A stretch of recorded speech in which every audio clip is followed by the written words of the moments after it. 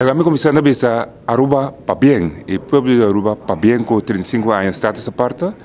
Mita que nanang ko hope para ser e orgulho para mito honor para sobre mita que den representação de mitata Don Martina com 35 anos passar eta meta na mesa como confirmante de status aparte de Aruba. Que nossa presença é evento aqui mais bonito mês. Walk back com Costa Bata, com Elucha Beira, onde Aruba tawe, e também cria perspectiva onde Aruba tabai. Mita hope contendo de Tacnana, e pa bem na Aruba, e pa bem que 35 anos status aparte. Martina, toch reflexionando se ave, el 35 anos status aparte, com só também tá de status similar, tá ponendo de identificar com os tinconas em comum, mirando o recorrido de história.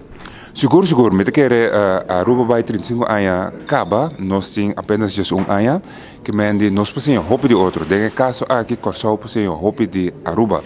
Aruba mostra que está base dentro do mês e que esse assumir própria responsabilidade.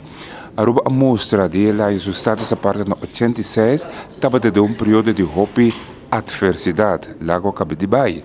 E Aruba mostra com esta assumir responsabilidade para receber seu próprio pia, tomar sua mesma decisão e vai onde Aruba está ave. Nós queremos como corso, esse aqui está bom exemplo como conseguir emancipar processo de autodeterminação e para receber pia para o progresso do país como povo. E me quer enanang laço entre Aruba e Corso, nós me seguir estimulando para o qual trata autonomia e seu desenvolvimento seguro. Aruba é exemplo hope bom para Corso seguir com seu desenvolvimento de status autônomo de reino.